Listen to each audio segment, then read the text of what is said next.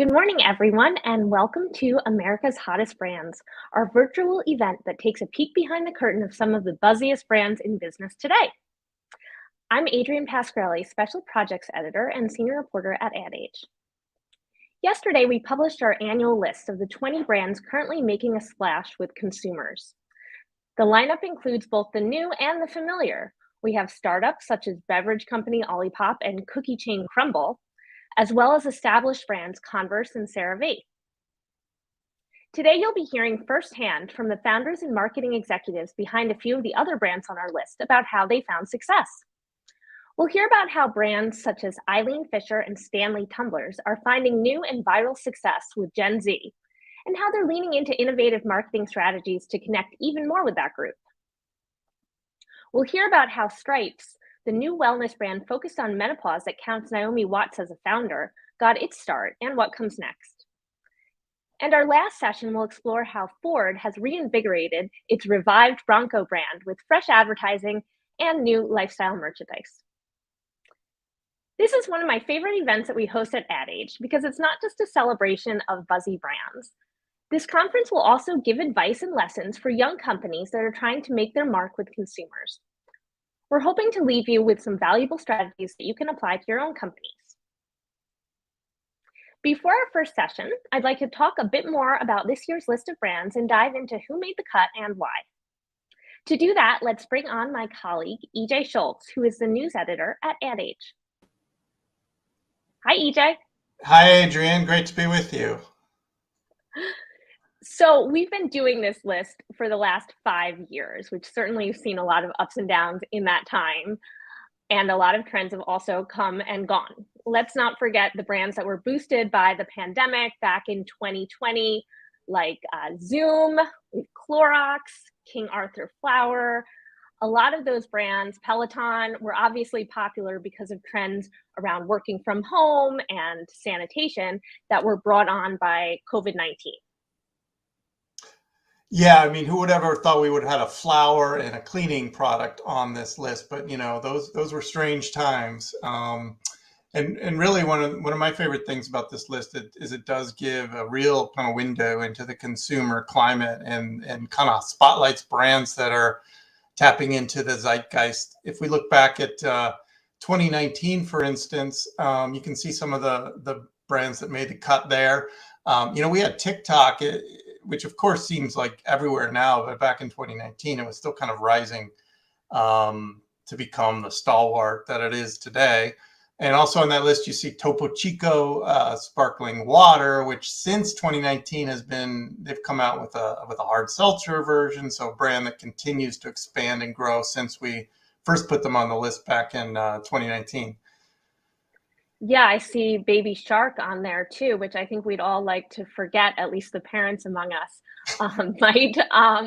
What about the list today? Are there any brands that are on the 2023 list that are still owing some of their popularity to the pandemic back a couple years ago? Yeah, I think there are at least a few, and one I'd like to highlight, and we'll be talking to them later on today during the event, is Ford Bronco. Ford brought the Bronco back in 2021. It had been away from dealers for like 24 years. And one of the reasons that it had a successful comeback was, if you think about 2021, I mean, people were still dealing with pretty extreme consequences from the pandemic, and there was a real need to find creative ways to get outside and have fun, right? While still somewhat social distancing. And if you think about SUV and the Ford Bronco lifestyle, it's all about off-roading and getting out there. And I think they'll admit it, some of their early success to that dynamic. And as I mentioned, we'll dig into that a little bit later today with them. Yeah, that's interesting. I didn't realize that they tapped into some of that, like natural, outdoorsy type of thing because of the lockdowns brought on by the pandemic. I had no idea that was a factor. Yeah, of course, they did a lot of other creative things too, and we'll talk about that as well. Well, I look forward to that. What about surprises? Let's talk about surprises on the list this year. EJ, I'm curious what you think about Raising Cane's, the restaurant chain, for example. I didn't realize until I read the profile that that chain is actually more than 20 years old, but a lot of its popularity has been very recent. Yeah, there's a few of our brands that fit that profile, which is the nice thing about this list. We're not just focused on brand new brands. We're talking about some brands that have been around for a long time that have found a way to either reinvent themselves or capture a moment and become suddenly popular. And I think Raising Cane's is a perfect example of that. They sort of have burst on the scene in a major way in the last few months. Their fans are known as Caniacs, and one of the Caniacs is actually Post Malone. I think he knows one of the founders, and through that relationship, they had him sort of custom design a Raising Cane's near his home in Utah. And they've really been expanding aggressively. I think they have a Times Square location now that they Saw just that. opened. So Yeah. that's a marker of success for any fast food brand to make it into Times Square for sure. Another surprise to me was CeraVe, which I mentioned earlier. It's the skincare brand that's now owned by L'Oreal. And their branding seems a bit clinical, just kind of looking at it there. But I feel like that might be part of what their appeal is. They use actual dermatologists in their marketing on social media. Yeah, that's a smart way to go about it. We all use the word influencers these days, of course, but who's a better influencer for a skincare brand than an actual dermatologist? But they're doing it in a way that's fun. It's not like a straight up, I'm a doctor and I recommend this kind of thing.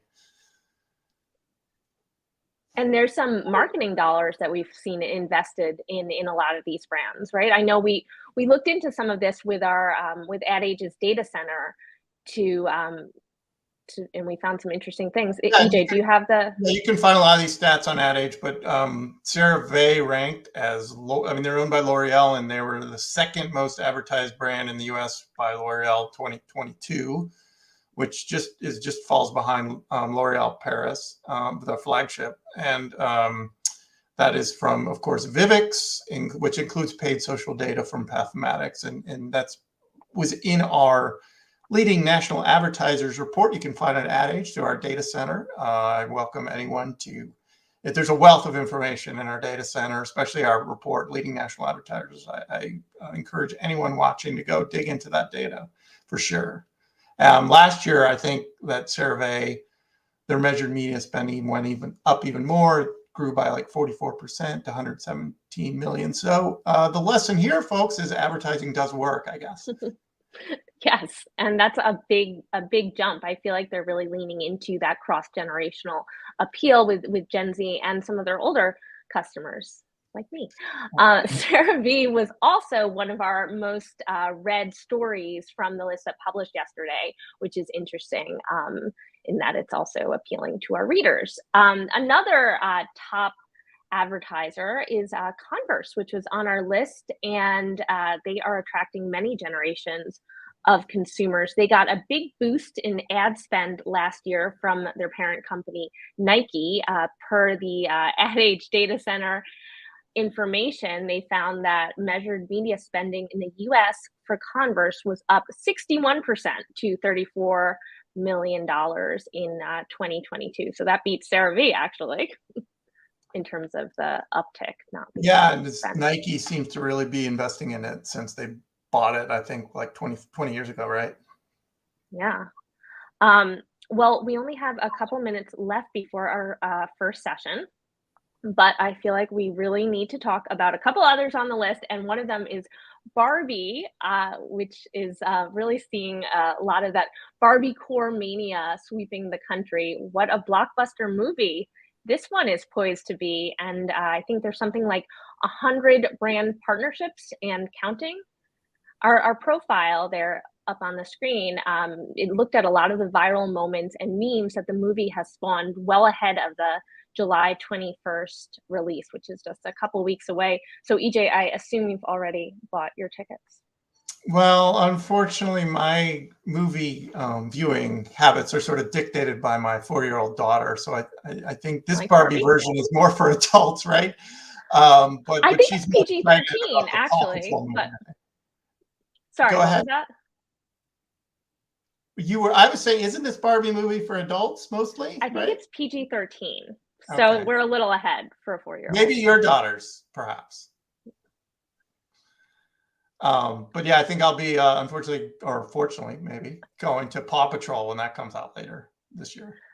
Oh, now Paw Patrol actually has its 10th anniversary this year, so maybe they'll be doing more marketing, and we'll be looking at them this time next year as one of the hottest brands. So there you go.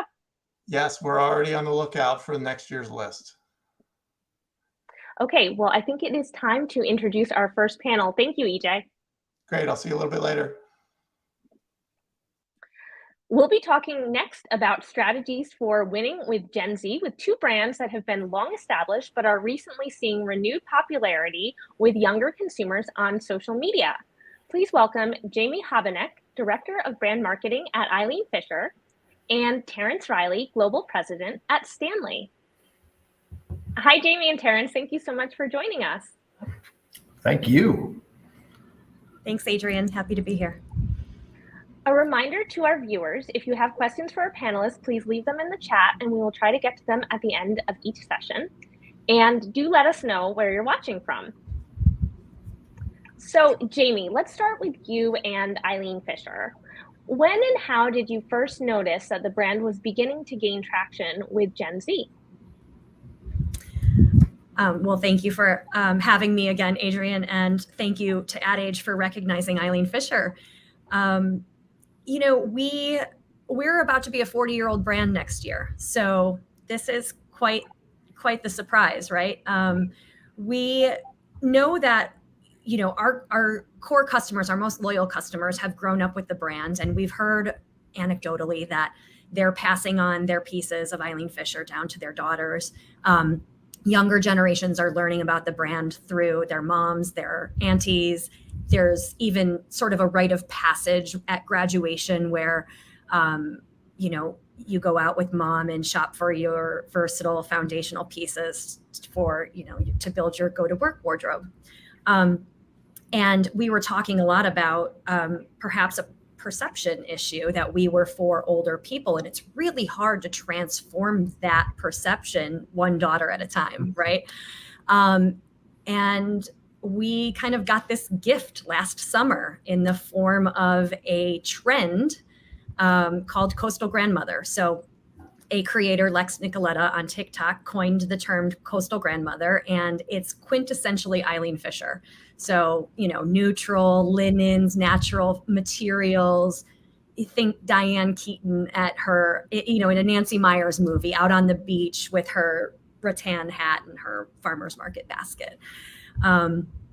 And so this was just, so we kind of became the face of the trend in both social media, organic social, and earned media when editors started talking about the trend and tagging Eileen Fisher. So that's really where we saw the real moment kind of accelerate for us. And then the question became, how do we maximize this? What do we do with this gift, this opportunity? And so Coastal Grandmother is appealing to both the Gen Z and then the older customers who are actually the grandmothers. That's right. Coastal Grandmother is not a trend for grandmothers. It's inspired by the look that, you know, it's really for everyone and every gender and every age group. Well, Terrence, let's talk a bit about Stanley. Now, I understand that the company went through a bit of a brand overhaul not too long ago. Can you tell us about when that was and kind of why you went in that direction? Sure. Well, thanks again. Thank you for recognizing Stanley. Congratulations to you, Jamie, and the Eileen Fisher team, and congrats and thank you to the Stanley team and our fans. We're a 110-year-old overnight success.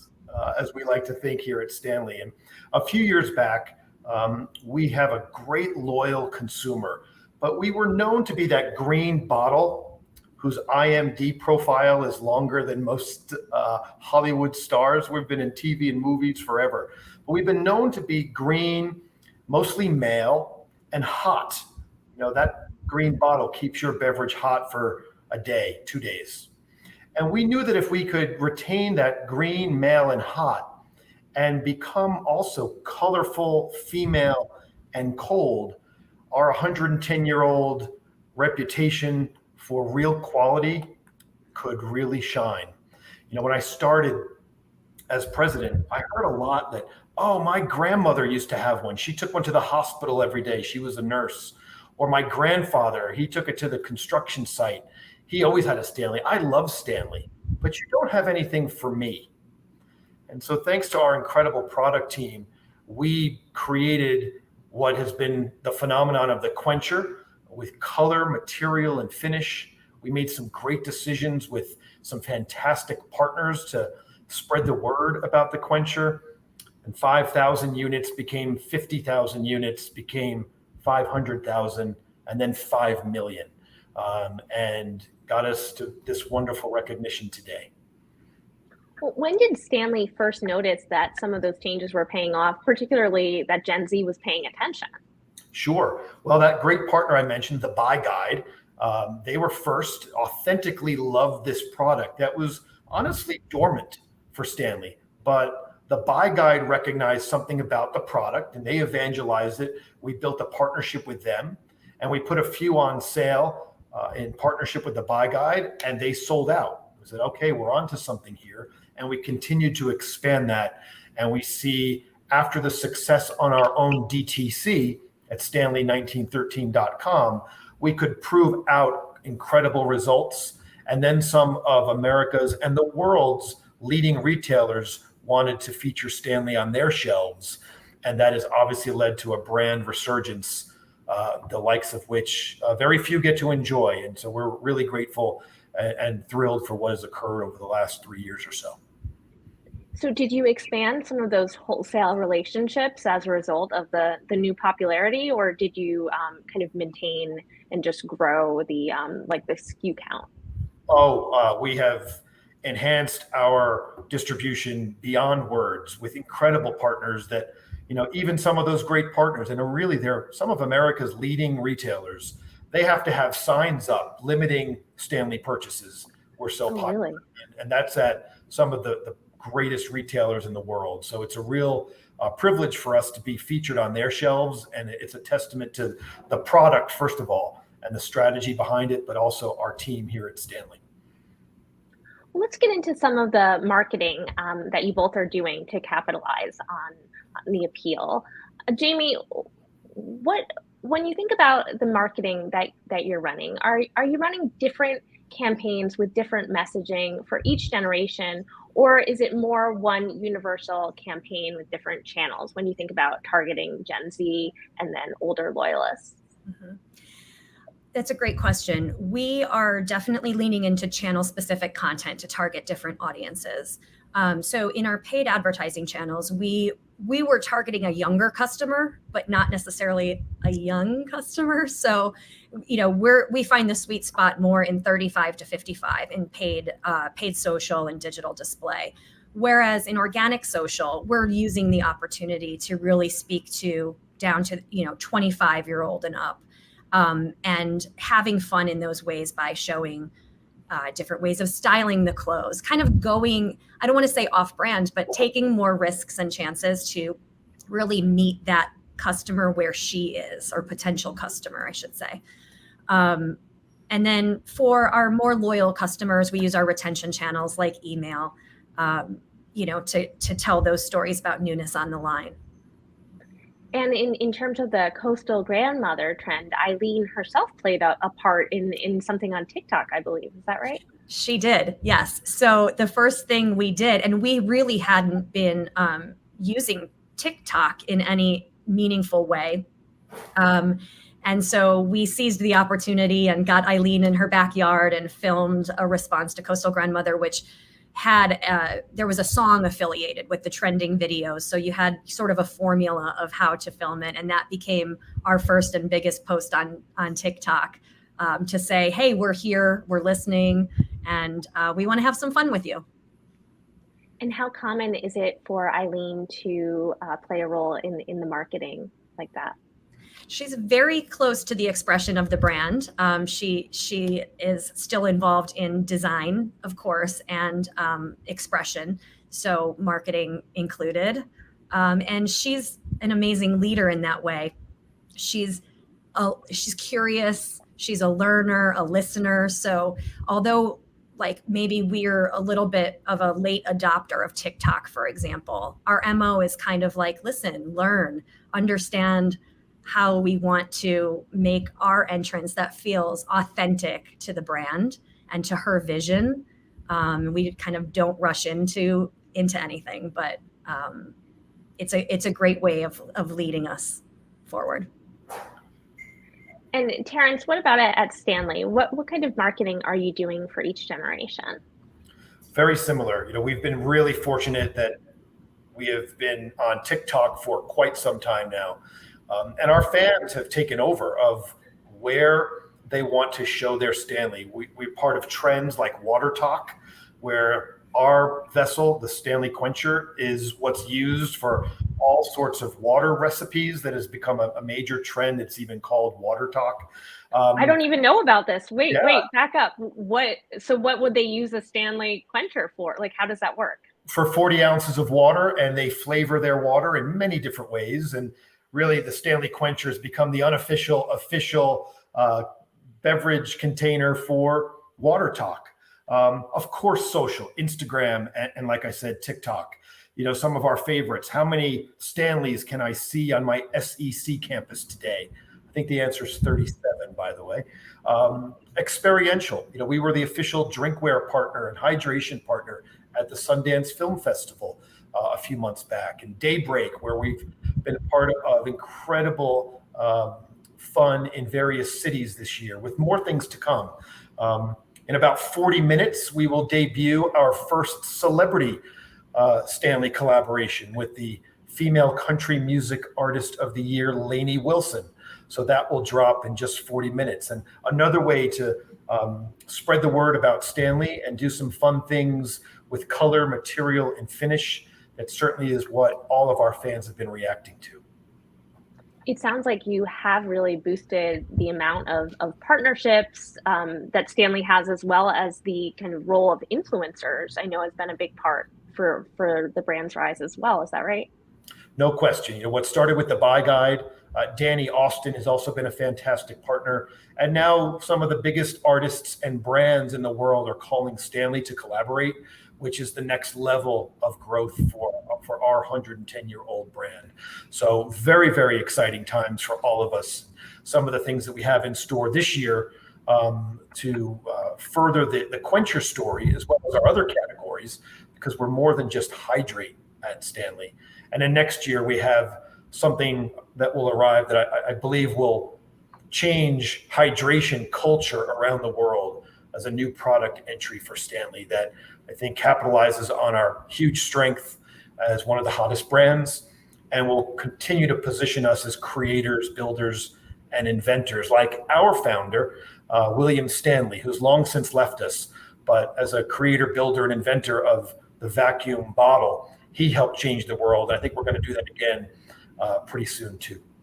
That's in 2024? It is, yes. Okay. Well, I want to take a brief pause to do some shout outs to some of our viewers.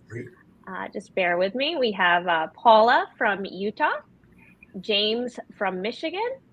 We have Sarah from Florida and Rachel from Nevada, Marco from Italy, Mazfar from India, Anki from South Africa, and Rishabha from India. Thank you all so much for watching.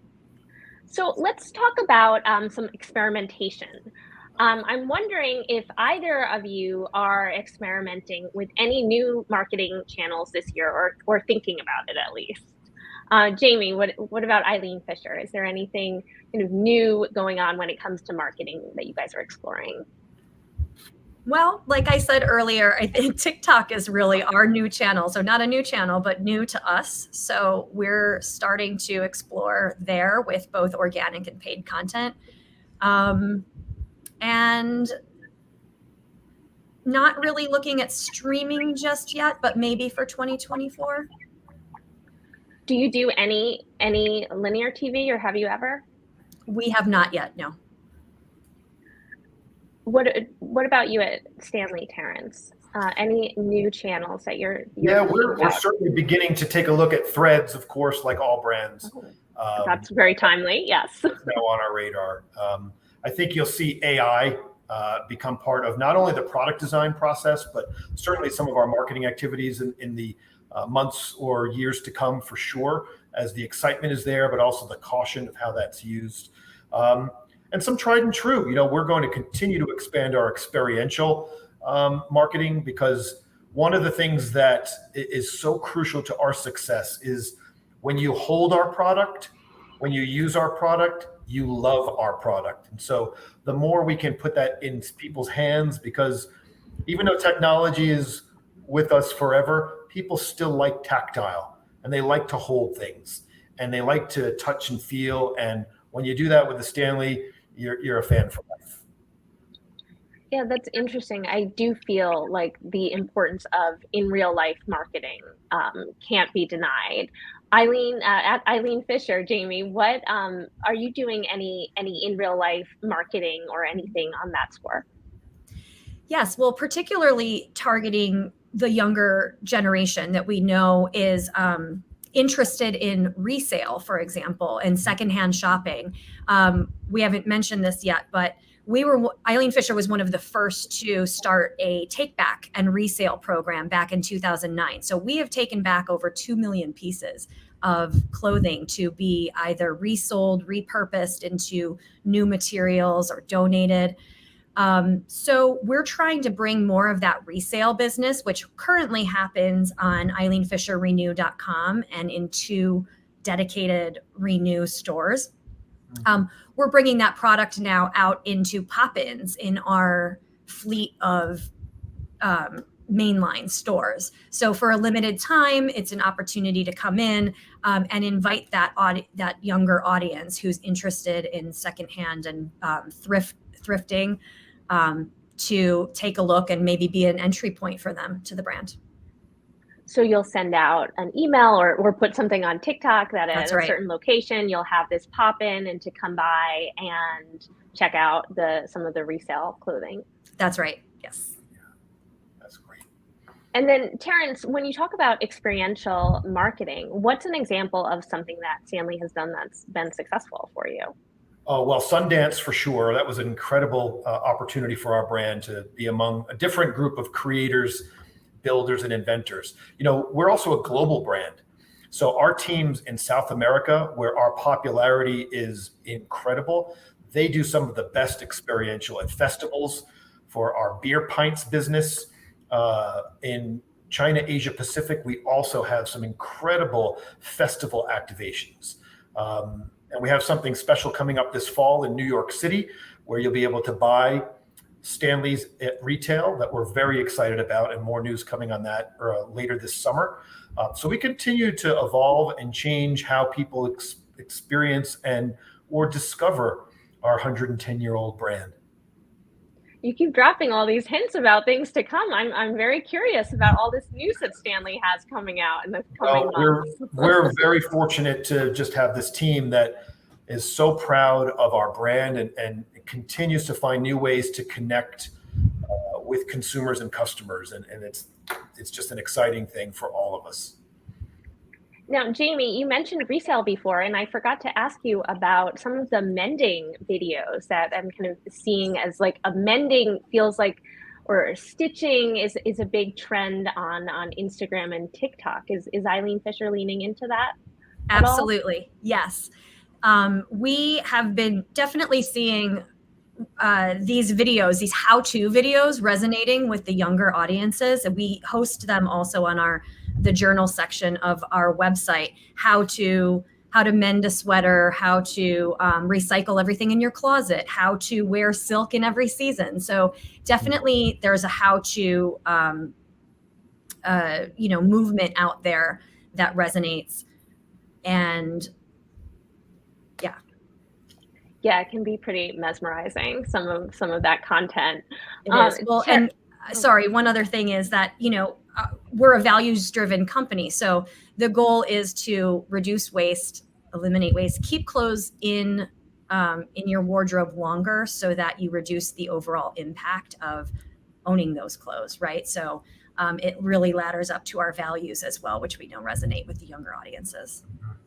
Right, exactly. Gen Z is very big into sustainability, or so they say. um, now, Terrence, Stanley just released a new lavender tumbler, and I believe it quickly sold out. I know this because my 12-year-old wanted one, and I didn't buy it for her. So I'm dealing with that. But how is the idea of scarcity playing a role in the appeal of the brand with younger consumers in particular? Yes, well, you should have let me know. I know a guy, so I can probably get lavender for your daughter.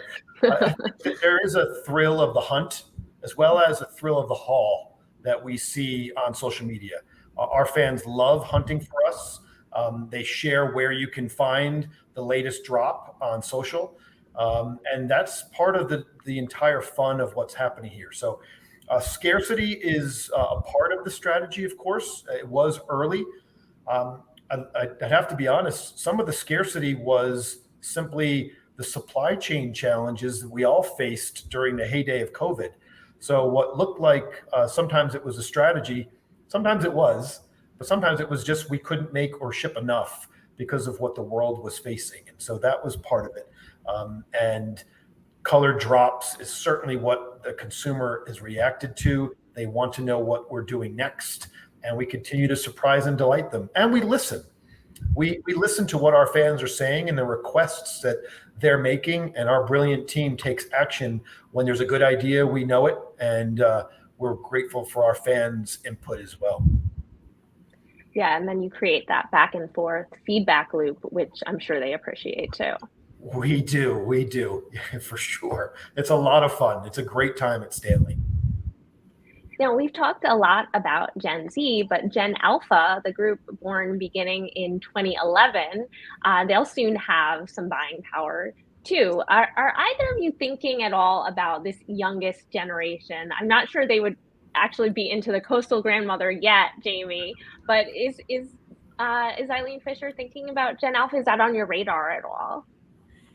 I would say it's always on our radar because, you know, again, we're listening, we're learning, we're trying to understand what's to come. I think we, want to continue to just stay really true and authentic to our values. I think that having built the trust with our customers, you know what to expect when you come to Eileen Fisher, and that's part of our success. So I would say that in anticipation of these upcoming generations, it's really just about being really true to our vision, our mission, and continuing to hold that trustworthy relationship with our customers, and they will follow suit. Yeah, very similar for Stanley. We make smaller size quenchers now, which was listening to our fans asking one for their children. So that begins the fandom of kids. We have a youth collection as well that is just about to get some legs as back to school is upon us as well.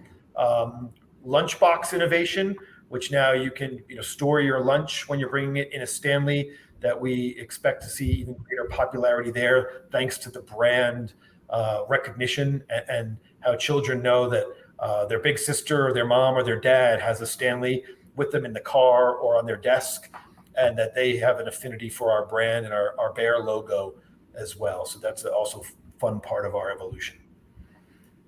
Is there a concern at all about alienating your older loyal consumers when you begin to target Gen Z or Gen Alpha in your marketing? Is that something that you guys are thinking about at all? Sure, always. As I mentioned earlier, we were male, green, and hot, and we honored that, and that's what built 107 years of Stanley. But for the last 3, we wanted to bring new people under the tent. So with our innovation of our originals category and the things that have made us an icon for 110 years, we further that and continue to build that connection while now bringing new people around the world into the Stanley tent. And Jamie, I feel like at Eileen Fisher, that could be a concern when you think about styles, I guess, in particular, maybe more so than marketing, but when you worry about going too trendy or something like that. Is that? Yes. Well, the product doesn't, the product doesn't shift for trends. So we consider ourselves timely, not trendy, or timeless. So we're not redesigning as a way of targeting the younger generation. We're still designing to the mission and vision of a timeless, almost capsule wardrobe, a system of pieces that can live forever and always be relevant in your wardrobe and be handed down to the next generation. But we do get a little bit of feedback in certain channels like Instagram, where we are having a little bit more fun with styling, more fashion forward, more really creative, mixing back to jeans or other pieces that aren't part of our own collection. Some of our customers will take notice, but we still offer them, the core product that they love and are used to, and that they wear in their way, and hopefully the future generations will wear however it works for them. We actually have a question from our audience that is very similar to one I was about to ask you guys. Let's go to Gertrude's question, which is around dupe culture. Obviously, a very big trend with Gen Z, with some of these look-alike, less expensive products. Many brands have been leaning into dupe culture. Have either of your teams seen that with your brands? How are you guys thinking about this or addressing it? Well, we certainly have at Stanley. There's no question about that. Part of it is flattering, and part of it is just annoying. I think what's been really interesting is the silhouette of the product you see behind me is distinctively Stanley. You know it. And so anybody who is duping us, they're duping the Stanley, and everybody knows it. And so if it's not a Stanley, it's not a Stanley. Just like they dupe lots of other incredible brands. And so that's part flattering.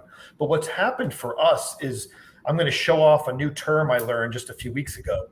Look really smart here. Is called a proprietary eponym. A proprietary eponym. Think Q-tip or Band-Aid or Xerox or Kleenex, right? You say, give me a Kleenex, but it's a tissue, or a cotton swab is a Q-tip. But now people refer to Stanley, my Stanley. The new Stanleys are dropping. Fit check, gotta grab my Stanley. So Stanley is more than a bottle. It is a brand, and people know it when it's fake. So there'll always be fakes. Like I see in the chat, somebody's suggesting a Stanley times Gucci. There are fake Guccis on every street corner in every major city. That will happen for real winners, and we're kind of grateful that we've entered that space now. Jamie, what about at Eileen Fisher? Are dupes something that you guys are thinking about, worried about, frustrated about? Yes. Well, first, Terrence, congratulations. That a proprietary eponym is an extraordinary place to be in branding. I think, again, we have these simple, timeless shapes. They can easily be, I guess, replicated on the outside. I mean, Eileen will be the first to say it's not so simple to design simple clothes.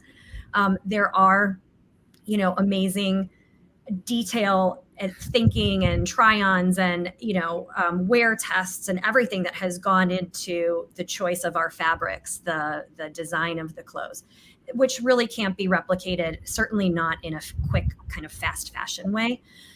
So I would say if the dupe culture wants to dupe the style, the intention of having that capsule wardrobe that, again, is investment pieces that last forever, that reduce impact on the planet, I'm not going to argue with them. However, they want to do that in a responsible way, dupe away.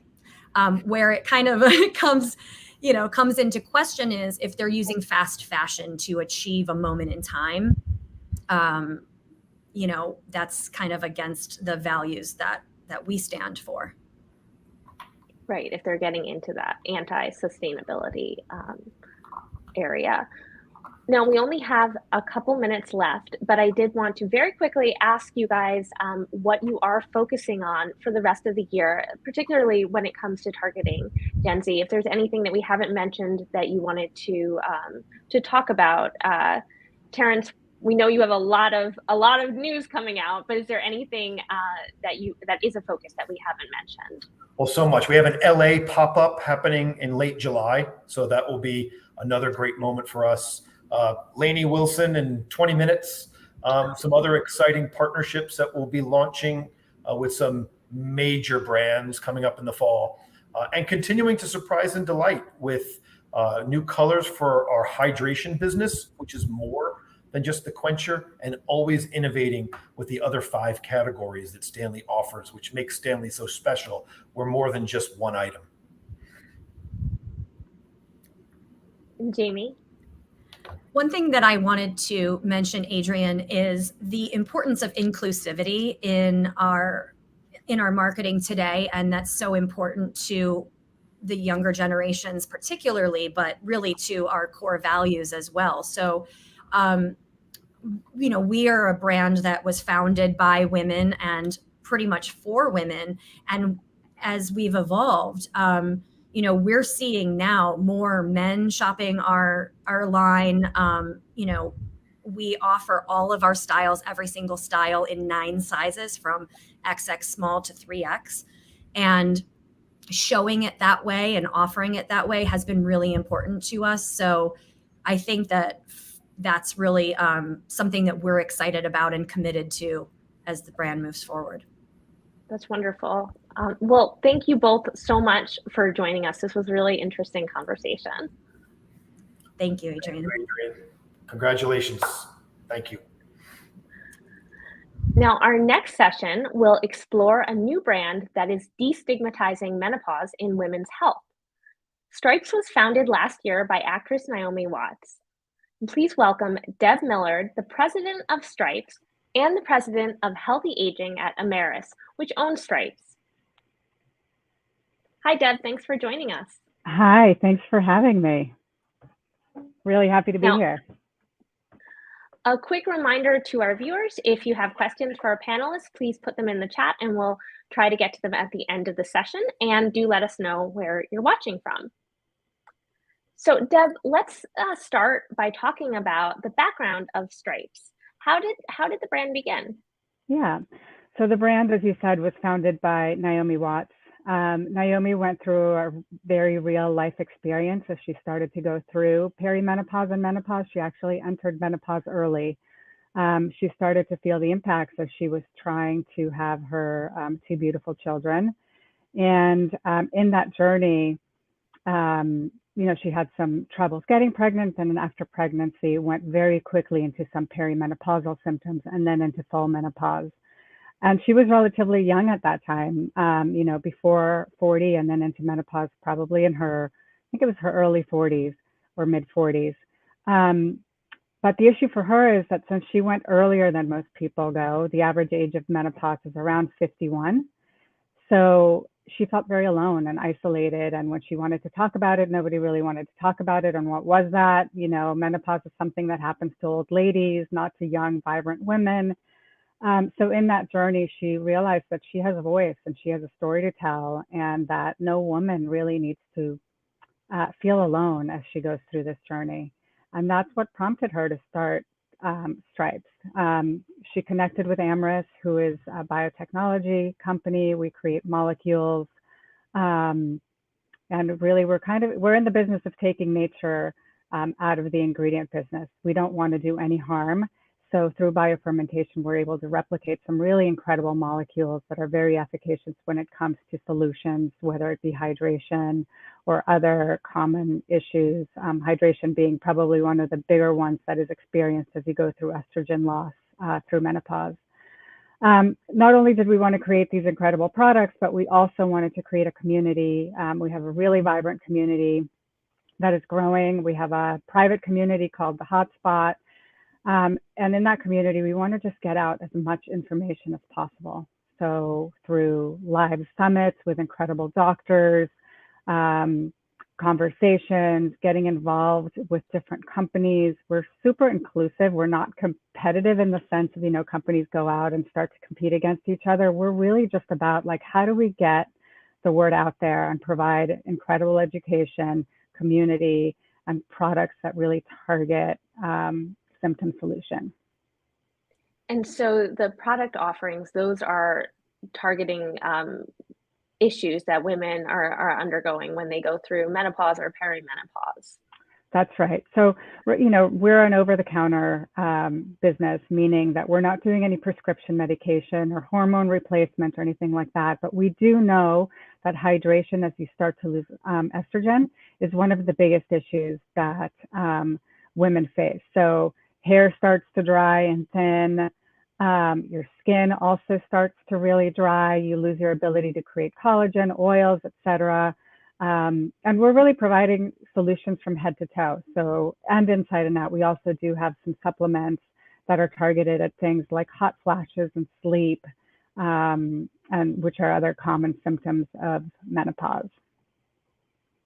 We actually have a clip from your TikTok feed of Naomi Watts explaining some of what Stripes is. Can we air that? Because the conversation wasn't open, we were left to ourselves. And now the conversation is open and we're destigmatizing by using humor and just building awareness.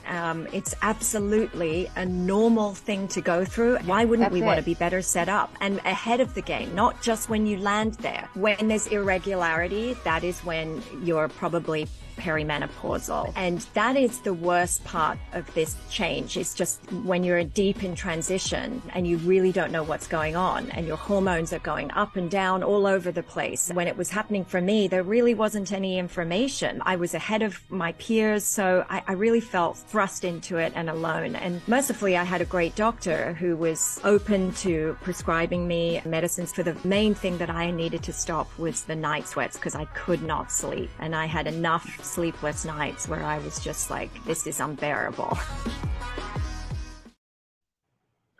Now, Deb, why is removing stigma from menopause and getting rid of some of the taboos that we've seen in the culture, why is that something that is necessary and something that Stripes has is pursuing? So, 1 billion women will be in menopause by 2025. And really, menopause impacts half the population. I mean, we are half the population. The US female is basically over 40, or the majority, and we're going to spend about 40% of our lives in a menopausal state. We didn't live as long as we had in the past, so nobody really understands what it is to live without your hormones for almost 40% of your life. That is a long time to be without hormones and not understanding the impact because it really hasn't been researched. Men also go through hormone changes as they age, but it's very gradual. For women, when you go into menopause, you go from having your hormones to basically having 1% of your hormones for the rest of your life. So that is a drastic change that happens to women. So it needs to be studied. It hasn't been. Only 20% of medical schools were teaching menopause as part of the curriculum. Doctors aren't informed. Women weren't informed, and it just created a lot of stigma. I think, as I said at the beginning, menopause was associated with just being old and not being vibrant. And, you all of a sudden went from being a vibrant human being to just being an old human being. And that's how people have perceived it. So that's what needs to change, because women are living their best lives from their 50s up. So it's important. And not only women are impacted, right? Like as women go through menopause, partners are impacted, children are impacted. So it's really important for this to be an understood topic for the whole family. Now, in Europe, we're seeing more support and open conversations around menopause. We've noticed, for example, ad agencies are building menopause policies, and brands are creating ad campaigns to remove some of those stigmas around it. How do you feel the conversation around menopause has shifted in the US? And do you think that there is a bigger opportunity to educate here in particular? Yeah. So the swell is really coming to the US now. You're right. Has had a bigger voice in the UK, but that same swell is landing here.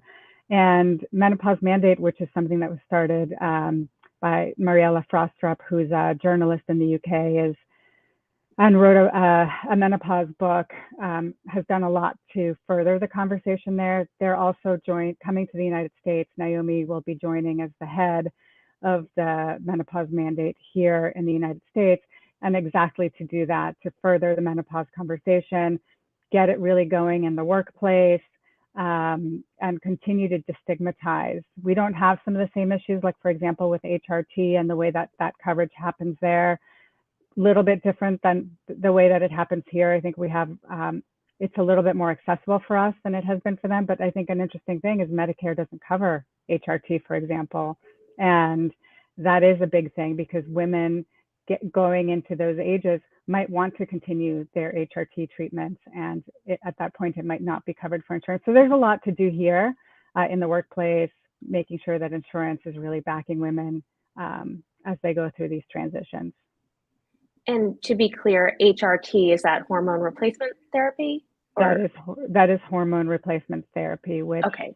It was another huge topic that happened to us because in the early 2000s, study was done that basically said HRT was not safe.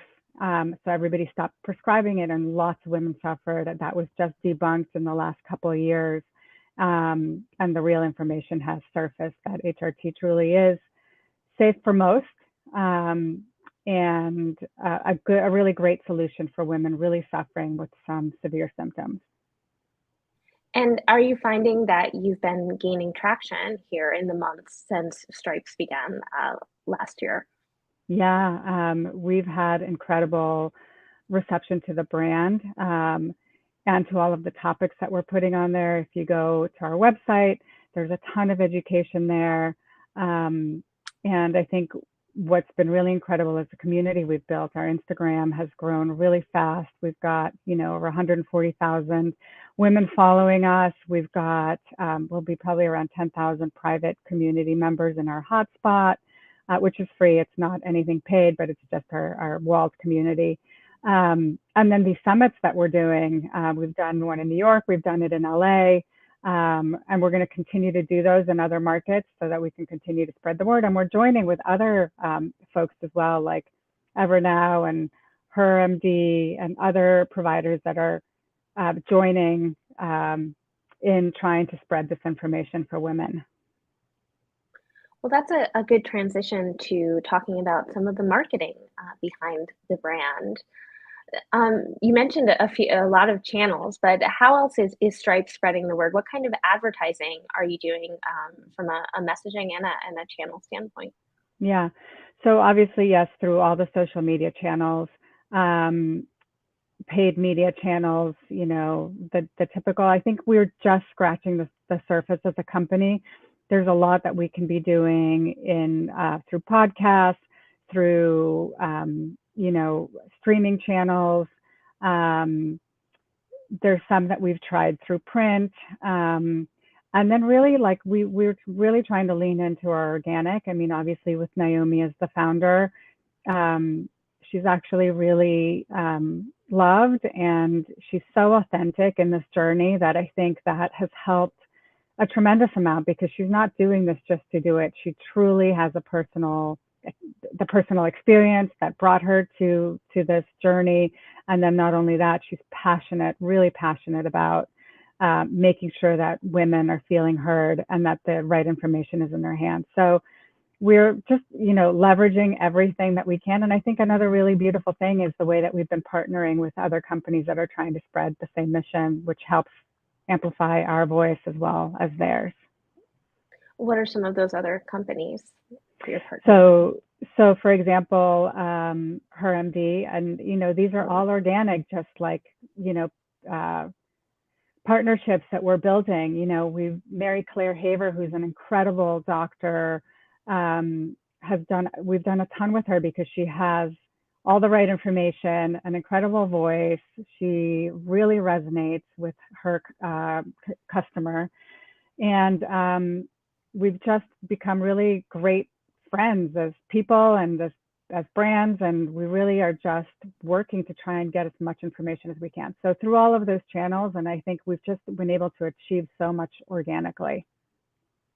You mentioned Naomi's authenticity because she's experienced this herself. How involved is she in the creative content and also the marketing direction for the brand? Yeah, she's incredibly involved. You know, everything that we put up on Instagram, we review with her every week. She has obviously points of view. She sends us things. We're one team. It's not, you know, we're constantly working together.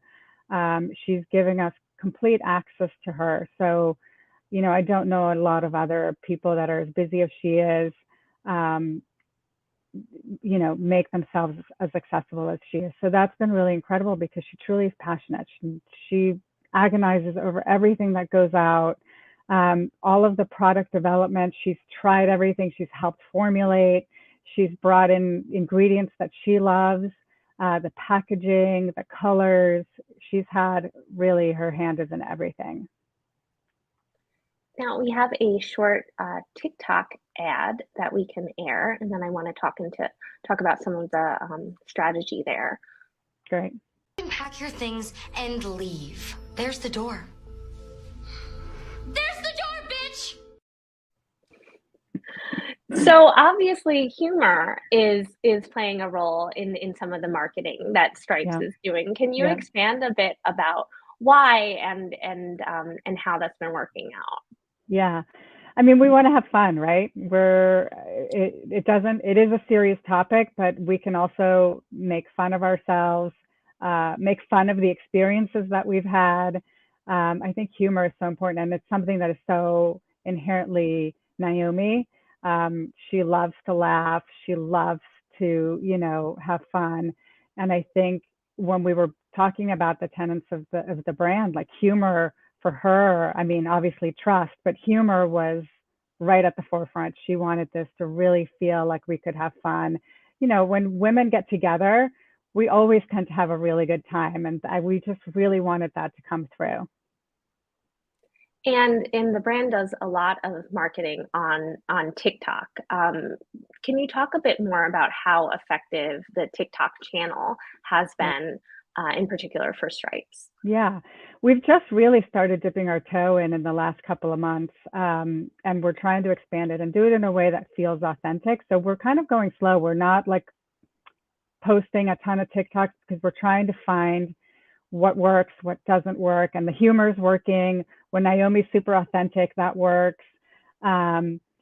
So, you know, how do we keep that humor and fun that everybody loves when they're scrolling through TikTok, but then also provide the information that we want to get out there? So it's really finding that balance. I don't think we've gotten there by any means. We're learning, and you know, we love to hear from the consumer and the people that are following us when they give suggestions or what they want to see or how we can better ourselves. You know, we are part of a larger community.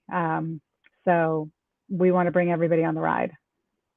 Right, that humor plus education plus community equals success. Exactly. We do have a few shout outs that I wanted to take a moment to go through. We have Marianne from Mexico, Andres from Latvia, Dan from Georgia, Ricky from Puerto Rico, Yuri from New York, Andra from Colorado, and Spencer from Sri Lanka. Thank you guys for watching. Yeah, thank you. That's amazing. And then let's talk a bit more about some of Stripe's influencer partnerships, or if that's a channel that you guys are expanding into. I know doctors form some of the partnerships. I don't know if they some are influencers, maybe. Yeah, I mean, so yes. So when you look at Mary Claire, she's got over 350,000 Instagram followers, and I think 2 million when you look at her her TikTok. We have Amanda Thebe, who's also incredible. She's in Canada. She does nutrition and wellness. Another incredible influencer. Kelly Casperson, who's all about sexual wellness. She's also incredible. She's also building her community and following. Again, these are very organic relationships that we have. We also do dip into the paid influencer arena with people that we feel can authentically help us share our story and talk about our products. And I think that's probably the key for us is authenticity. When somebody doesn't feel authentic, the consumer knows it immediately.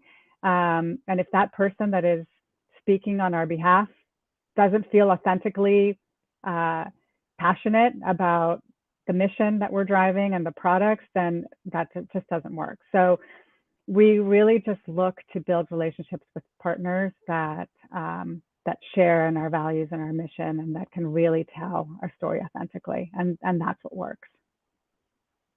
We have another ad to show, if we can bring that up. Let's talk about menopause.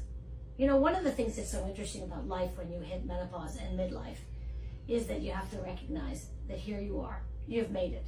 For half of your life, you were having cycles, and now you're done.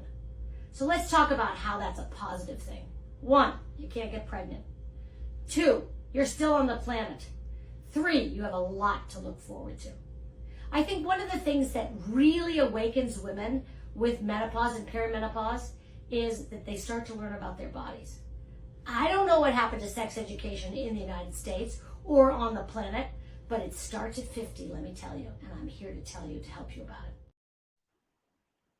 You know, it feels like there's this opportunity to really grow the Stripes community, especially when you think about an ad like that with an MD.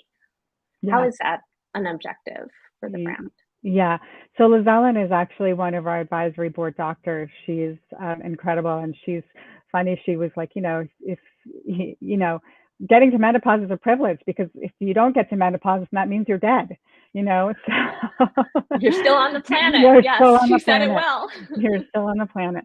But I think the biggest thing is, and what she's seeing in her practice, a lot of women go complaining about sexual wellness. They're starting to experience the dryness, the atrophy, and they don't know what to do, and they're embarrassed to talk about it with their partners, and they don't know what the solutions are. So really important to go talk about these things with your doctors, because there are things that a woman can do to alleviate some of the symptoms that she's having, and continue her sexual wellness journey well into the years to come. So really important conversation. I think what we're finding when we're talking to doctors is that a lot of women aren't bringing these topics up, and they're just suffering in silence and not finding solutions. And it causes a lot of angst and depression.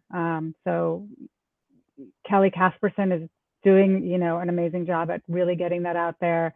And all of the doctors that we work with all unilaterally say that this is a really important topic that they are starting to hear more and more from their patients about. What kind of feedback have you gotten from your ads in particular? The majority have been really positive. I think women can get charged when you start to talk about hormone replacement therapy, because there's still a lot of education that needs to happen. And there's truly some women that can't take hormone replacement. So I think that maybe for those women, it's also hard because they can feel left out of the conversation. And what are the solutions and treatments that are available to them? So I think we need to be really inclusive when we talk about all of these solutions, because not everything is going to be for everyone. What we're trying to do as a company is not take a stance in any one direction, but just provide the information so that women have information that they can trust, and then go speak with their doctors and make informed decisions for themselves.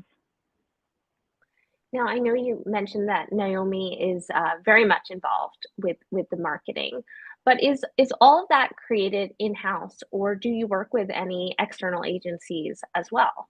Yeah, we started with an external agency as we scaled our team, but right now everything is pretty much done in-house.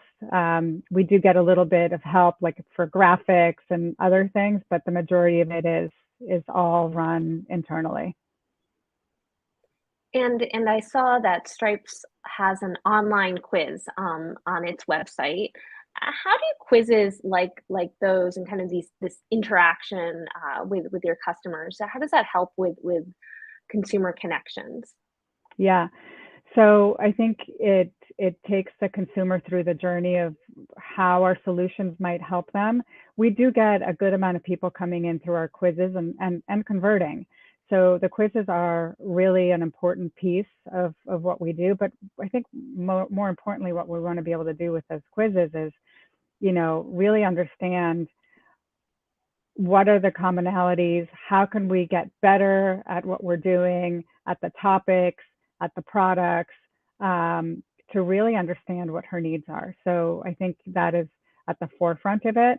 And then also, taking the information that we're learning and then sharing it back with the community, right? We don't want to make people feel like they're giving us info to get to a product and then they don't learn anything about what we're doing. So we are actually working on extracting as much information as we can to share back with the community, to let them know, like, these are the things that we're finding and these are the things that we need to study or learn more about, because you're telling us that this is a big issue and we need to get more data out there on that.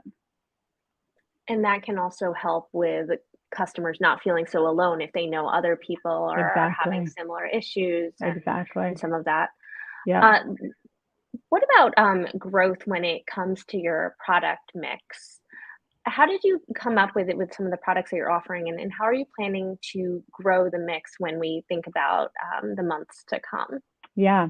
So we really wanted to, since hydration happens from head to toe, or scalp to badge, as we sometimes like to say, we wanted to create product categories and try them out, like see what was going to resonate. And we thought for sure some things will work and some won't. And the amazing part of it all is that pretty much everything is resonating with the consumer. So there isn't anything that we're planning to take away right now. I think that there's other things that we need to continue to do. We're going to continue to expand in the supplements category. We're going to continue to expand in the skincare category. I mean, there's things that we obviously need to do. SPF is incredibly important. So how do we bring that into the routine? And, continue to evolve our body offering. Right now, we only have one body oil. So there's obviously more things that can happen there, and push the envelope on ingredients. We've got patent pending ectoine and squalene. Squalene, I think most people know about, but ectoine is a relatively new ingredient that is an incredible hydrator, one kind of like none other. And it's being understood now to have incredible anti-inflammatory effects. And I think that there's a lot more that's going to be coming out on that ingredient as far as its impact, not only on the skin, but other parts of the body as well. And when you're selling direct to consumer, but you also sell at some retailers. Yeah. So we're direct to consumer. We're at Sephora.com, and we're also on Amazon. We want to try and make our line available to women wherever they are. We don't want to inconvenience them. We want the shopping experience for them to be super convenient. So we want to try and be where they are. Are there any brick and mortar plans in the future? Yeah, we are. There are some that we're not ready to share yet, but there are some that will be coming out. We should have some new partnerships for the new year in the United States, and we will be expanding internationally as well. Now we only have a couple minutes left, but I did want to ask you kind of about the overall Amyris portfolio. Stripes is one of a host of brands in the mix, and I was wondering if there's any synergies or opportunities for dual marketing with any of the other brands that are in that stable. Yeah, absolutely. I mean, we have an incredible portfolio of brands. We've got Rose Inc., which is a color brand. We've got JVN, Jonathan Van Ness Hair. We have Pipette, which is a baby brand. So there's definitely brands in the portfolio that could work synergistically to cross promote. But I think the interesting part of it is, the use of our molecules that we're creating and using them in our brand, so that we can really showcase how amazing these molecules are, and that we can do them in a scalable and affordable, for the most part, manner. affordable does sound good. Well, on that futuristic note, we are out of time. Deb, thank you so much for joining us. This was a really interesting Yeah. conversation. Thanks for having me. It was lovely to be here. Now I'd like to bring back EJ Schultz for the last session of the day. Thanks, Adrian. Two great sessions there. I learned a lot personally. Hello, everyone. So for our final session of the day, we're going to be going behind the scenes on one of the most successful auto comebacks in modern history. The Ford Bronco debuted back in 1965 as one of the first ever SUVs and went on to have a successful reign until Ford discontinued it in 1996 as it focused on other priorities such as the Expedition. But Ford decided to bring the Bronco back in 2021, and it really turned out to be a good decision with the SUV enjoying hot sales, thanks in part to a marketing approach that has turned it really into a lifestyle brand as much as anything. And here to talk about that strategy, I want to welcome on screen Dave Rivers, who is the manager of US SUV marketing for Ford Motor Company, and Alex McClelland, who is the associate creative director at Wieden & Kennedy, New York, which handles Bronco's advertising and marketing. Hello, Dave. Hi. Hey, EJ. Hey, Alex. Welcome. Before we get started, I want to remind our viewers to please put any questions you might have in the chat, and we'll get to as many as we can. So, Dave, let's go back a couple of years and talk about the decision that Ford made to bring the Bronco back. I mean, there's a lot of old nameplates Ford could have brought back, I'm sure. Why the Bronco? Yeah, it was really driven by our customer and customers. There's a Bronco went out of market, like you mentioned, 1996, but there was this tremendous following of Bronco owners from original 1966 models all the way through to the 96 that kept it alive and had always asked us, when are we going to bring Bronco back? 2004, we debuted a concept.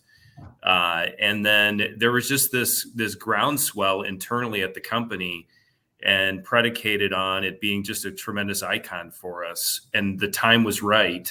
Ranger had come to market in the US, and it was, it shares a bit of a platform with Ranger, and, it was the right moment to bring it to market.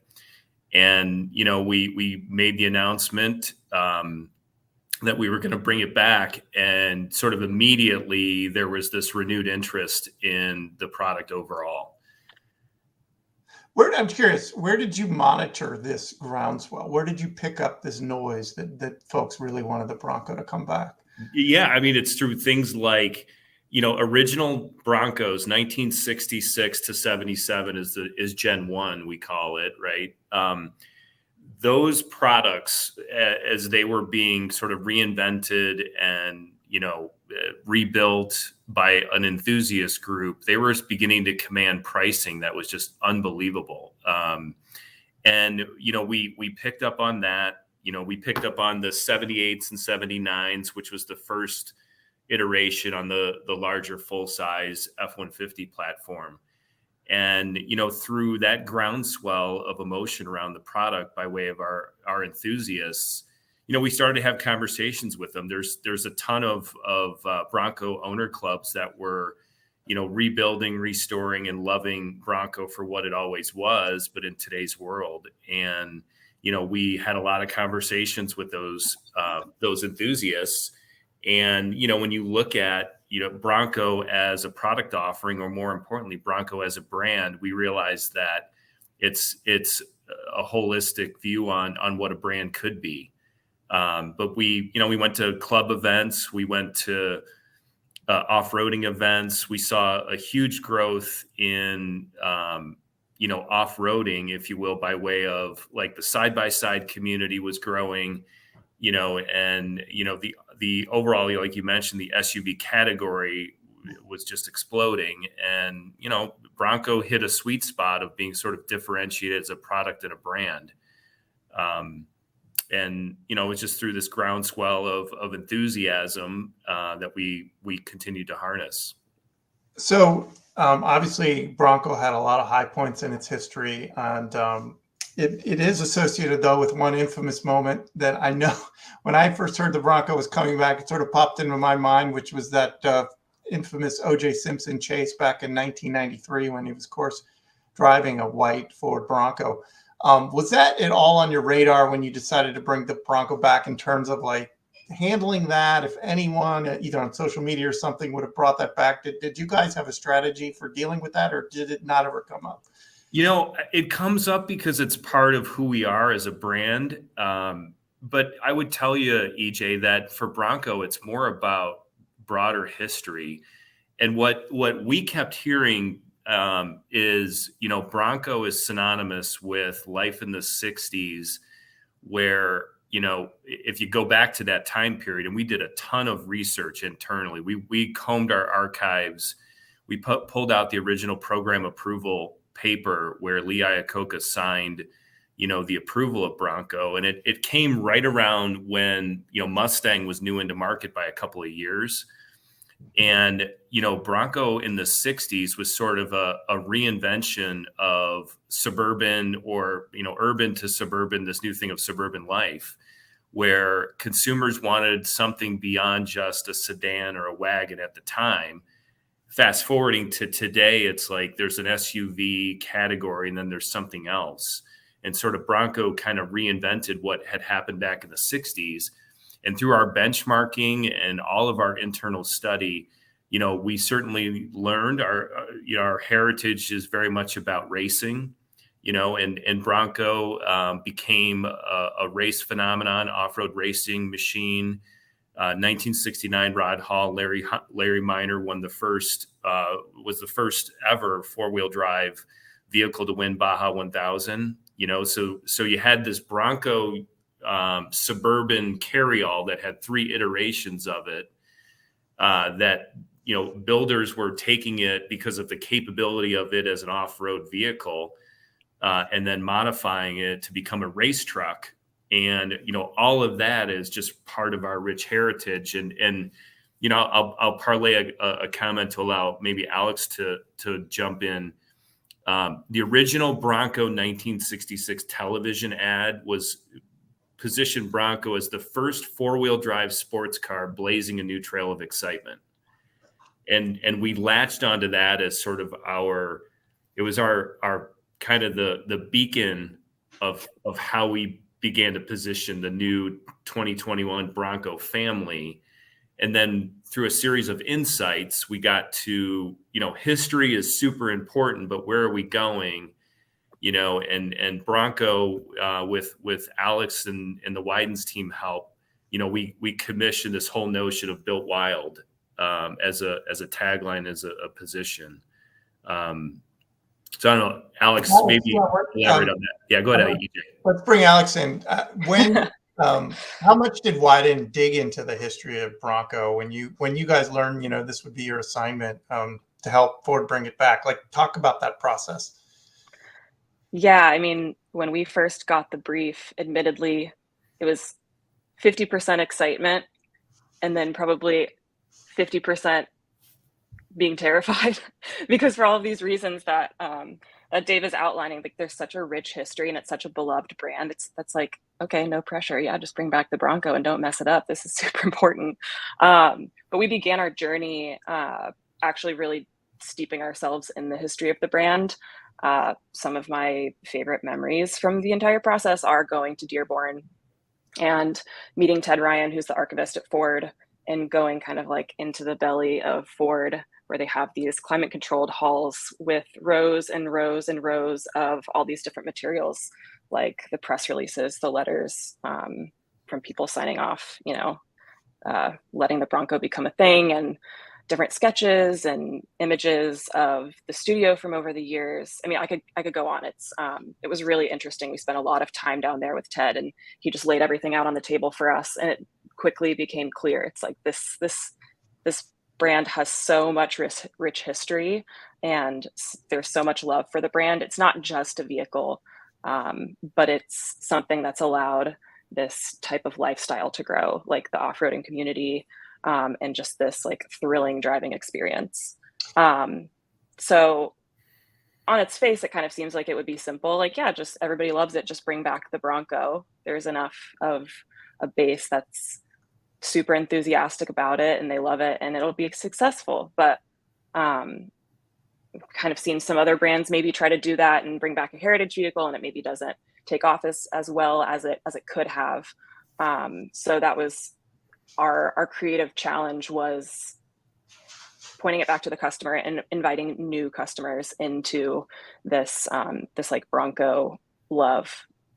Who else can we get, and how else can we get them into this lifestyle?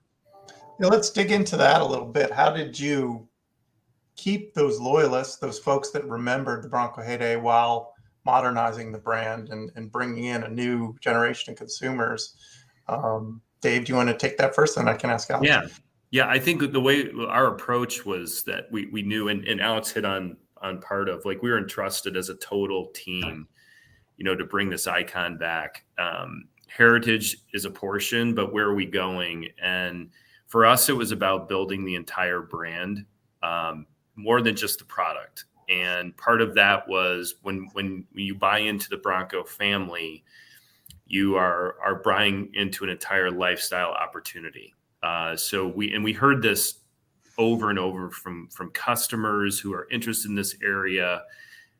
They love the outdoors, not really sure exactly maybe what it's about, how to get there. And, we spent a lot of time listening to, what would resonate with the owners we were looking to attract. And one of those, be part of a total community, an inclusive community that takes us in as a total family. And so we made a big, we placed a big emphasis on creating what we call Bronco Nation, which is the Bronco outdoor community. It's a Bronco lifestyle community. We looked at things like, an entire merchandise line, synonymous with what we would do with Mustang, but done in an outdoor lifestyle way, where there is gear associated with it, T-shirts, hats, drinkware, things like that. And then the third and kind of fourth pieces were, we wanted to give people an experience that allows them to learn what Bronco, the brand, is all about, in addition to the product. So we created this outdoor adventure playground we call Bronco Off Rodeo, that comes with your purchase. And it's really intended for those, whether you're new at it or you're an expert, you're challenged at your appropriate level with professional trail guides. We have 4 epic locations that are easy to get to. And then I guess maybe the last piece was part of creating the entire brand is needing to do it with a great degree of care and respect for the outdoors. So we created the Bronco Wild Fund. A portion of every Bronco sale goes to the fund, and it's meant to provide preservation, conservation, and education of our outdoors, so that we all can enjoy it, for generations to come. And I think when you kind of ball all of that up, as it's more than just the product, it was about, a total experience and an entrance into this brand. It allowed us to bring a wide range of customers, into it. And we're not done yet, but at least we've got sort of a good stronghold established. I think you're wearing a Bronco Nation t-shirt, right? I am. Yeah. It's the new spring-summer line this year. Awesome. Alex, as the agency, how involved was Wyden in this entire journey, in terms of not just making ads? We'll show an ad here in a second, but were you guys involved in this whole almost, the retail effort, the lifestyle effort? And did you plug in and provide ideas or ways that folks can really play into that? Sorry, I got my cat trying to guest star right now. Yeah. So from the beginning, I mean, if we do want to step it back to the platform that we wanted to build this brand on top of, this Built Wild platform that we landed on, when we were thinking about inviting these new types of people into the Bronco group, we kind of boiled it down to this human truth that most of us spend our time indoors. I think the stat is 93% of our lives we're indoors, and that goes for almost everybody. So there's this tension that we're indoors and tech demands our attention. I've got my AirPods in and Apple Watch on and my iPad in front of me. It's just we're distracted by tech, and we can boil it down, and Bronco could be the brand to help people reconnect with the wild. And that was really the jumping off point that brought us to Built Wild. Since the way that lands, it talks both about the product from a capability standpoint, and also is like an aspirational way for people to see themselves as well. They can be Built Wild too, if they join the Bronco community. And I know that, Dave, there's a host of ways to talk about Built Wild from a capability standpoint and product that I think would probably be good to touch on, just because it's kind of like the way that Ford trucks are built Ford tough. Yeah. Only Bronco can be Built Wild. Yeah, and this was part of a concerted effort to, as the product, you have the brand and all the experiences, and then the product has to live up to what the brand is capable of. And I would tell you that our design and engineering team was phenomenal in terms of utilizing what we do for F Series. So, F Series are built Ford tough, and the Bronco family goes through the same built Ford tough testing standards that a truck goes through. In Bronco's case, we go to an extra extreme where we take it into the wild, into the most remote places of, let's call it the US, to build out its capability. So Built Wild is tremendous capability, dependability, reliability of the truck itself, or the family of whether it's Bronco or Bronco Sport. And then, Built Wild in terms of the design and the execution of whether it's the 2 and the 4-door roof and the doors come off with ease and are stored on board, or, the GOAT modes, which I'd love to double back on and spend a little time on those. But, it's like all of that. And from a product execution standpoint, it has to deliver on the positioning that Alex just walked us through and laddered up to this insight that, remember, all this is taking place pre-COVID, right? Where we wanted to get outdoors. And then, of course, when COVID happened, we all wanted to be outdoors. And, I think it put it all, in real life for everyone. You mentioned the GOAT mode, and that's a good segue. I want to show one of the ads that talks about the GOAT mode a little bit. So let's play that ad, and then we can talk about it.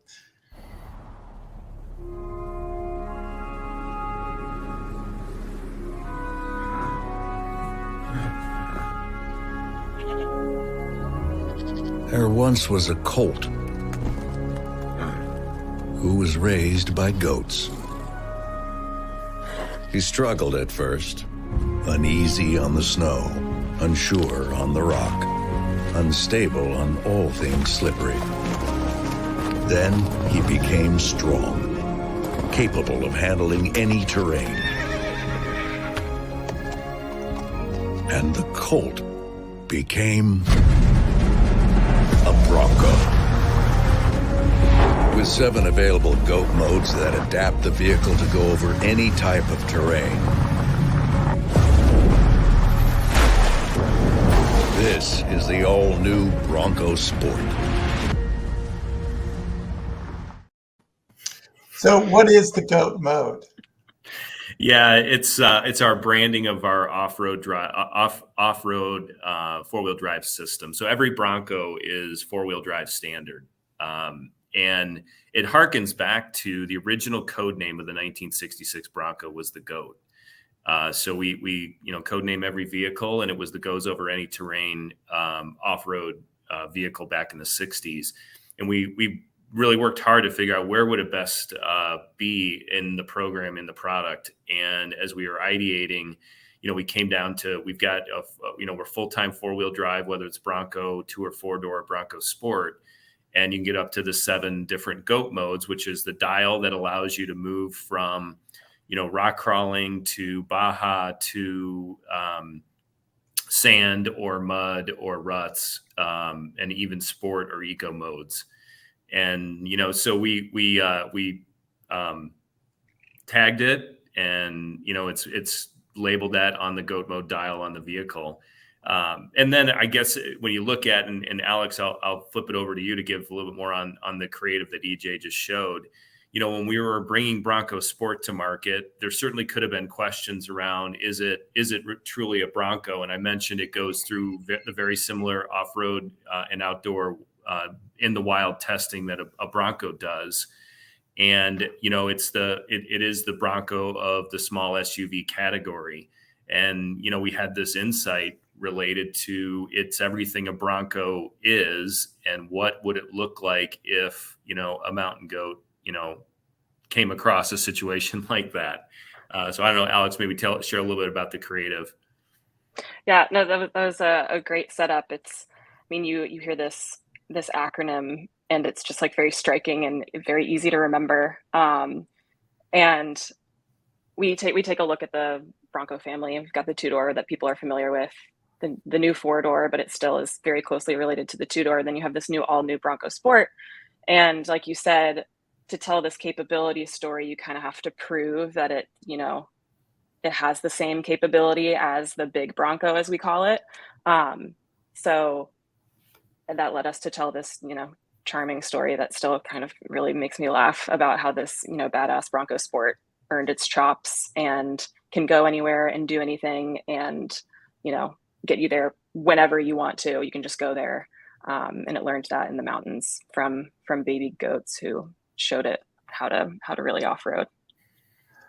One of the other smart things you guys have done, you've sort of alluded to this, but in becoming a lifestyle brand, you've really made good use of partnerships. And one of those partnerships, it's pretty recent, was with the actress Sydney Sweeney, who is a well-known sort of Bronco savant or fan.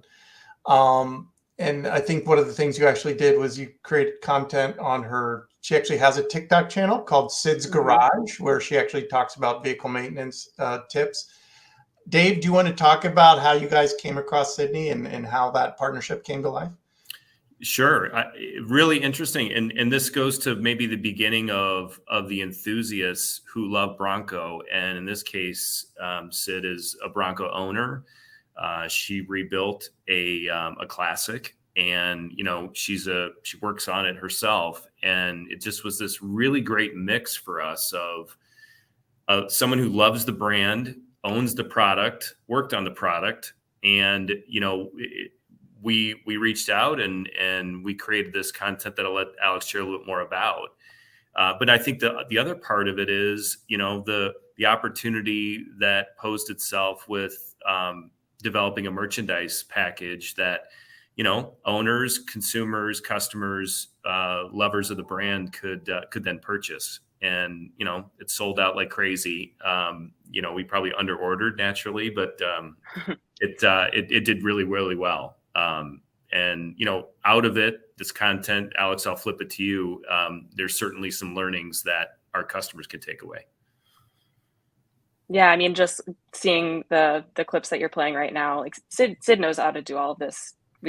Obviously we didn't have to tell her what to do, just point the camera and shoot. And she's super comfortable doing all of this because she's been in the garage working on her Bronco for some years now. Just as a celebrity partner, she's kind of the perfect fit for the brand. She's from a blue collar family in Washington. I believe she grew up, she learned how to drive on her dad's old F-150. She and her parents used to take out their old Bronco off-roading. Like, she's very familiar with the brand. She has close ties to it and loves it very much. And it's just the fact that she's so authentic. And then also as a person, she's just really hardworking and humble and really passionate. So she just kind of like fully encapsulate what the brand is. And Dave, you mentioned the merch, and that's like that I think is a really good thing to touch on, because she was like another creative director. She was heavily involved with the merch development and all the decision making. Like, I'm pretty sure, if I remember correctly, she fought for the pink straps on the overalls. That was something that like she really, really wanted. And she just gave a bunch of really concise and constructive feedback and was insistent on wearing the merch and everything that she shot. And you can just tell that she was really excited about the experience and was super passionate about it. And that counts for a lot especially when you're going into these partnerships and helping build the world around the brand. That merchandise is with another partnership, right? That involved Dickies. Is that right? Yes. Yeah. That's with Dickies. How did that come to be, or did you guys decide on Dickies, or how did it take us behind the scenes there? There were a couple different brands that that felt like they were a right fit, and then Dickies was the one that ended up working out. I think there was one other brand that was kind of on the table, but yeah, we were pretty choiceful about what makes the most sense for Ford and for Bronco. Can you talk about maybe the use of Sydney and how Bronco might be appealing to different demographics? Women buyers, other people. Is it a different Bronco today than it was back in the 1960s when it comes to who's buying it? Yeah, just generally speaking, it's way different. And it's different even today, depending on the body style and the configuration of which our owners are buying. In the case of Bronco Sport, more than 50% of the buyers are women. And in Bronco's case, we're getting a huge growth in younger women, in particular 18 to 40 year old, and all of that is certainly a marketer's what we're all to many degrees chasing. I would say that we also are trying to do more beyond just content collaborations. I mentioned Bronco Off Rodeo. We've done women's only events, and they sell out like crazy. Like within a few days, we sell out a full day or two of women's only attendance at Off Rodeo. And then the feedback we get is, not only do attendees feel really safe, they like the trail guides are super careful. Having said that, the bonding and then the camaraderie and the friendships that are made out of it are awesome. So I think we're well positioned, and we continue to grow in the space. But there's also derivatives too that certainly appeal that way. One market to another. Before we run out of time, we had at least one question from our viewers. I'm just going to read this because I'm not actually that familiar with this series, to be honest, and maybe you guys are. The question is, what was the impact of featuring the Bronco in the Yellowtail Netflix series? Did it help reach a new consumer segment? I don't know that I'm familiar with the series either. Okay, we're all stumped. I'm not either. Yeah. And I don't want to guess and guess wrong. Yeah, me either. Then I'm just going to guess it was an organic thing. You didn't pay for it.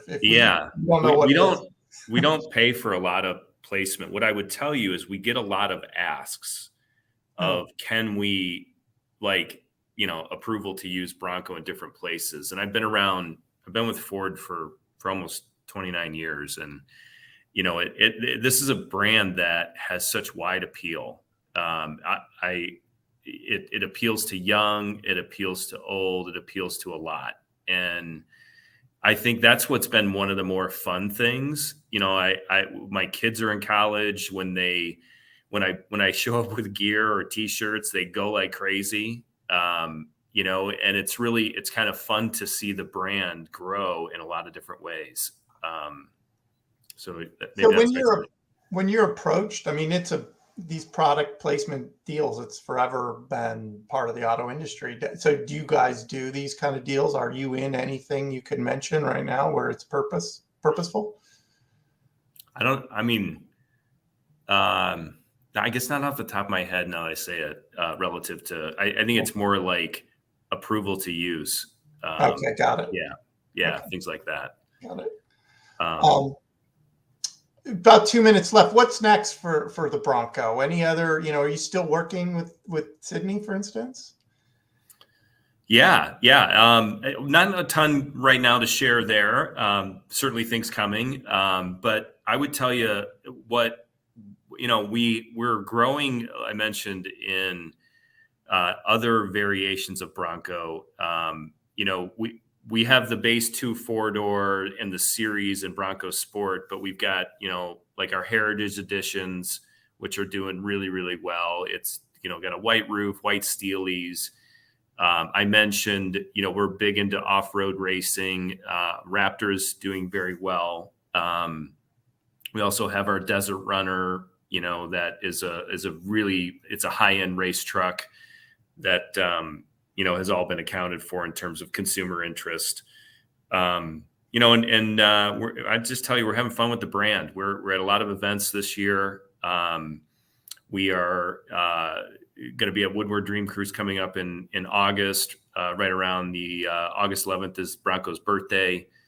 We're having fun with the brand, and it's hard to believe it's been a few years from when we launched, where it was like, okay, we have to pivot off of COVID and what we were going to do to what we did do in the partnerships and how we did it from a digital standpoint. But I would just tell you that it's been a really fun ride. Our consumers are coming along with us. And I would tell you, maybe last thing is, it's a complete team effort. I'd love to rattle off a shout out list of names. I at least got to hit a couple, like the originals, Mark Gruber and Corey Holter, and, our brand team and product team and engineering teams. The Wyden team and all of the insights that they brought to us. It's been a fun ride. Alex, from your perspective at Wyden, what are you guys cooking up next? Any more goat ads coming, or what's animal? What's the next I hope. I love that ad. Admittedly, it still makes me laugh. But yeah, more things to come. Can't really speak on it just yet. Things are cooking, but maybe you'll see it soon. All right, we'll leave it there. I want to thank you both, Alex and Dave. Yeah, thank you for the conversation. Thanks, CJ. Keep us updated. Yeah. You got it. Thank you so much. This has been great. This has been fun.